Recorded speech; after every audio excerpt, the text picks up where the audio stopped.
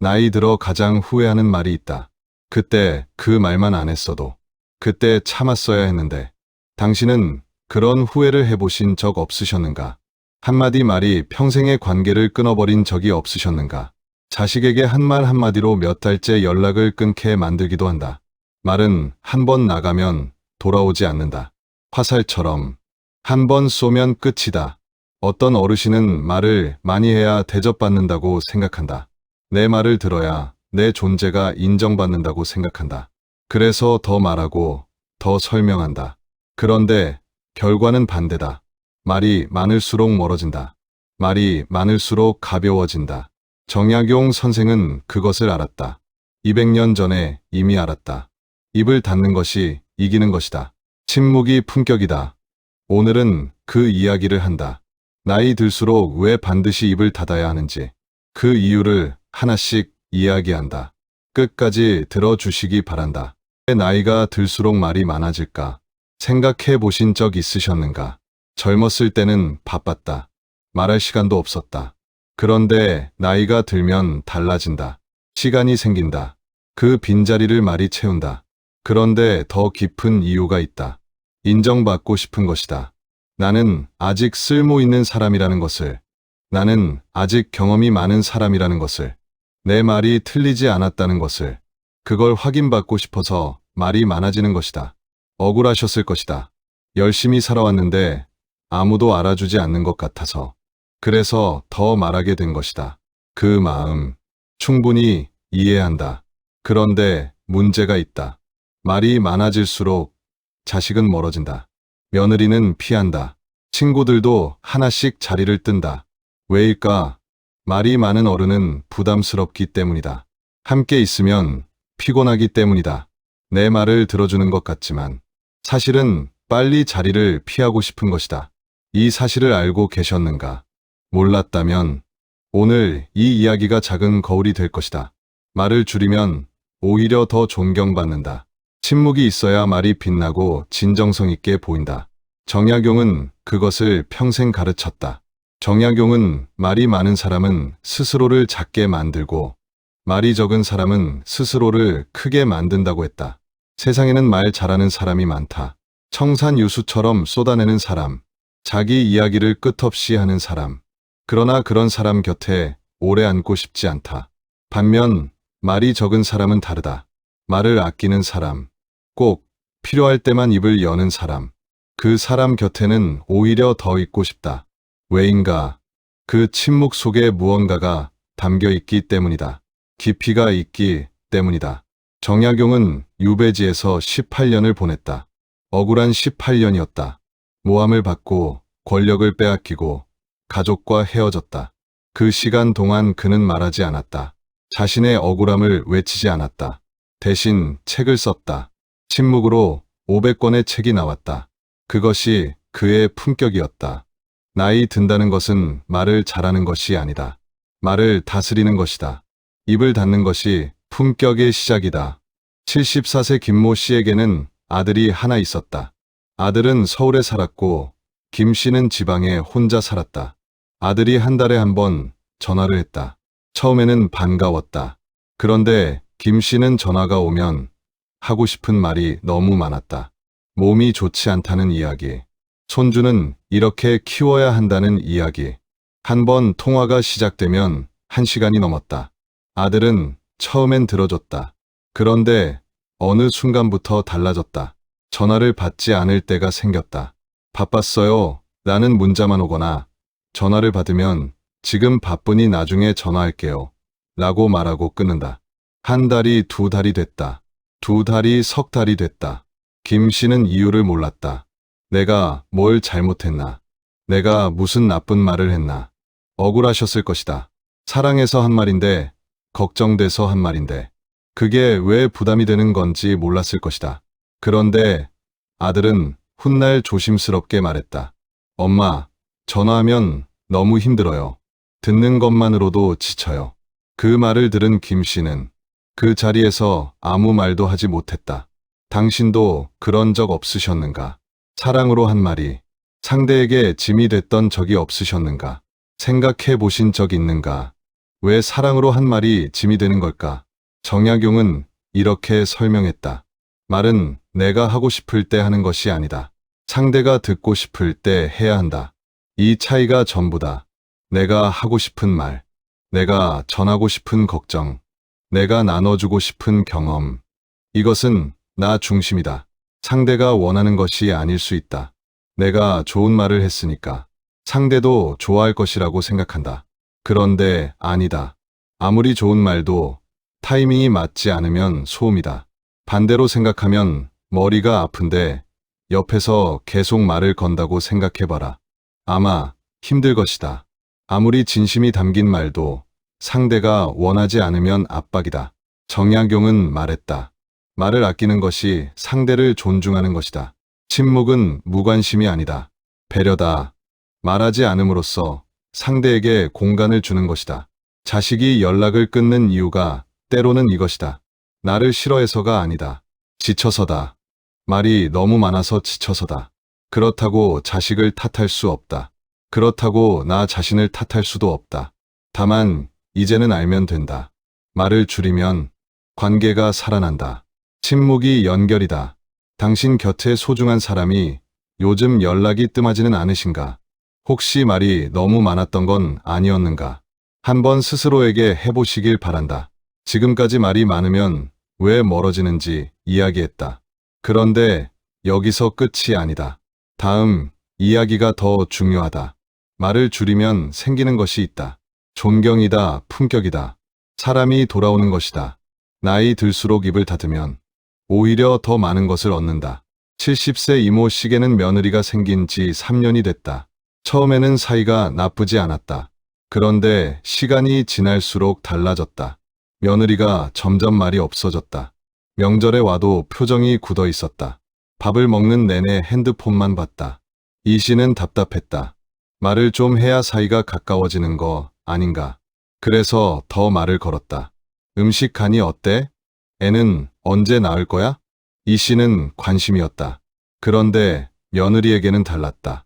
질문이 쏟아질 때마다 며느리 눈빛이 흔들렸다. 그리고는 조용히 질문에 대한 짧은 대답만 한다. 어느 날 아들이 조용히 말했다. 어머니, 아내가 명절이 무섭다고 해요. 이 씨는 그 말에 아무 말도 하지 못했다. 무섭다니. 내가 뭘 잘못했다는 건가? 억울하셨을 것이다. 진심으로 아끼는 마음이었는데 그게 두려움이 됐다는 게 믿기지 않으셨을 것이다. 그런데 정약용은 이미 알고 있었다. 아무리 좋은 마음도 말이 많으면 압박이 된다. 질문이 많으면 신문이 된다. 입을 닫는 것이 가장 강한 다가섬이다. 당신도 며느리 앞에서 말이 많으셨던 적 없으셨는가? 좋은 마음으로 한 말이 며느리를 멀게 만들었던 적은 없으셨는가? 생각해 보신 적 있으십니까? 많이 억울하셨을 것이다. 그러나 이제는 달리 볼 수 있다. 말을 줄이면 며느리가 먼저 다가온다. 정약용은 말했다. 말로 얻으려 하지 마라. 침묵으로 얻어라. 이게 무슨 뜻인가? 설명이나 요구로 관계를 가까이 하려 하지 마라. 그냥 있어주는 것으로 가까워져라. 말하지 않아도 옆에 있는 것. 간섭하지 않아도 신경 써주는 것. 이것이 진짜 가까운 관계다. 며느리와 사이가 좋은 시어머니들은 공통점이 있다. 필요할 때만 나선다. 그 외에는 그냥 둔다. 이게 쉬운 것 같지만 어렵다. 내가 더 잘한다는 생각이 있기 때문이다. 내 경험이 더 많다는 생각이 있기 때문이다. 그 생각이 말을 만들어낸다. 그러나 정약용은 경고했다. 아는 것이 많을수록 더 말을 아껴라. 경험이 많을수록 더 침묵하라. 그것이 진짜 어른이다. 말을 줄이면 신기한 일이 생긴다. 며느리가 먼저 말을 건다. 자식이 먼저 연락을 한다. 내가 말을 줄인 그 공간으로 상대방이 들어오는 것이다. 이것이 침묵의 힘이다. 당신은 지금 그 공간을 만들고 계신가? 아니면 그 공간을 말로 채우고 계신가? 67세 박모 씨는 오랜 친구 모임이 있었다. 40년 넘게 알고 지낸 사람들이었다. 그런데 몇 해 전부터 이상했다. 모임 날짜가 잡히면 하나둘 핑계를 댔다. 바쁘다. 몸이 안 좋다. 다음에 보자. 그렇게 사람들이 줄었다. 박 씨는 이유를 몰랐다. 내가 뭘 잘못했나? 내가 실수한 게 있나? 한참 후에 오랜 친구 한 명이 솔직하게 말해줬다. 너는 만나면 내 이야기만 해. 자식 자랑, 손주 자랑. 같이 있으면 내 이야기는 꺼낼 자리가 없어. 박 씨는 망치로 얻어맞은 것 같았다. 그게 그렇게 느껴질 줄 몰랐다. 나는 나눔이라고 생각했는데 상대는 독점이라고 느꼈던 것이다. 당신도 그런 적 없으셨는가? 말을 하는 내내 신이 났는데 상대방 얼굴이 점점 굳어가던 적이 없으셨는가? 그 장면이 떠오르지는 않으시는가? 많이 부끄러우셨을 것이다. 그러나 부끄러움을 아는 것, 그것이 이미 품격의 시작이다. 정약용은 말했다. 대화는 주고받는 것이다. 내가 많이 줬다면 이제는 받을 차례다. 즉, 이제는 들을 차례다. 듣는 것이 말하는 것보다 강하다. 그렇다면 어떻게 해야 하는가? 입을 닫는다는 것이 구체적으로 무엇인지 정약용의 가르침을 바탕으로 5가지를 이야기한다. 첫 번째, 하루에 한 번, 말하기 전에 3초를 멈춘다. 말이 목구멍까지 올라왔을 때 바로 내뱉지 않는다. 3초, 그냥 멈춘다. 그 3초 동안 물어본다. 이 말이 지금 꼭 필요한가? 이 말이 상대에게 도움이 되는가? 아니면 내가 하고 싶어서 하는 말인가? 이 질문이 생기면 말해야 할 것과 참아야 할 것이 구별된다. 말 한마디가 나오기 전에 3번 생각하는 것이 지혜다. 그 3초가 관계를 지킨다. 두 번째, 자식과 통화할 때 듣는 시간을 말하는 시간보다 길게 한다. 아들이 전화를 했을 때 내 이야기부터 하지 않는다. 요즘 어때? 한마디 물어보고 그 다음은 듣는다. 대화는 말하는 것보다 듣는 것이 더 중요하다. 자식이 말하는 동안 끊지 않는다. 조언하지 않는다. 그냥 듣는다. 그랬구나. 힘들었겠다. 이 2마디면 충분하다. 자식은 해결책이 필요한 게 아니다. 들어주는 부모가 필요한 것이다. 세 번째, 며느리 앞에서는 질문을 하루에 하나만 한다. 며느리를 만날 때 질문 공세를 멈춘다. 하루의 질문은 하나만이다. 오는데 힘들지 않았어? 그걸로 끝이다. 나머지는 그냥 둔다. 며느리가 말하고 싶을 때 말할 것이다. 억지로 꺼내려 하지 않는다. 그 여유 있는 태도가 며느리 마음을 연다. 네 번째, 자랑하고 싶을 때 일기에 쓴다. 손주가 대단한 일을 했다. 자식이 좋은 소식을 전했다. 자랑하고 싶다. 그런데 참는다. 대신 일기에 쓴다. 그 기쁨을 일기에 담는다. 말로 내뱉는 자랑은 상대에게 부담이 된다. 일기에 쓰는 자랑은 나 혼자 오래 간직하는 기쁨이 된다. 정약용도 유배지에서 수백 권의 글을 썼다. 말 대신 글로 담았다. 그것이 500년 후에도 남는 지혜가 됐다. 다섯 번째, 입을 닫은 자리에서 상대방을 바라본다. 말을 줄이면 눈이 열린다. 며느리 표정이 보이고 자식의 피곤함이 보인다. 그전에는 내 말을 하느라 보지 못했던 것들이다. 그것이 보이기 시작하면 내가 할 말이 달라진다. 필요한 말이 무엇인지 알게 된다. 정약용은 말했다. 눈이 먼저이고 귀가 그 다음이고 입은 마지막이다. 그 순서를 지키는 사람이 진짜 어른이다. 오늘 이야기를 마무리하며 한 가지만 기억해 주셨으면 한다. 입을 닫는 것은 포기가 아니다. 참는 것도 아니다.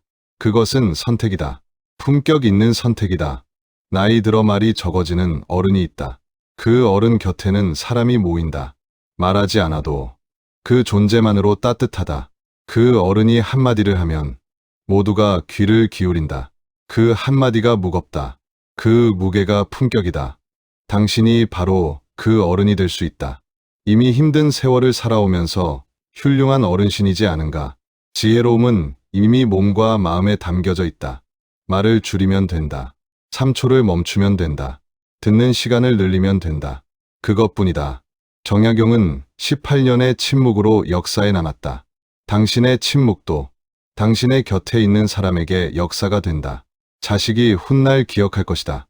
우리 어머니는 말이 없으셨는데 그 갑자기 한 말씀이 얼마나 따뜻했는지. 며느리가 기억할 것이다.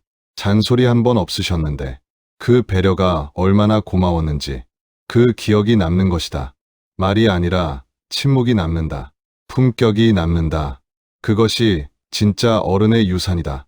당신의 남은 날들, 이 품격으로 빛나기를 진심으로 바란다. 오늘 이야기를 들으시면서 마음에 걸리는 장면이 하나쯤 떠오르셨는가? 말이 많아서 멀어진 관계가 생각나지는 않으셨는가? 아니면 반대로 말 없이 곁에 있어주는 사람이 떠오르셨는가? 당신의 이야기가 누군가에게 위로가 된다. 누군가에게 용기가 된다. 오늘 이야기가 작은 위로가 되셨다면 구독과 좋아요로 응원해 주십시오. 정약용 선생의 인생 지혜 이야기는 앞으로도 계속됩니다. 함께해 주셔서 감사합니다.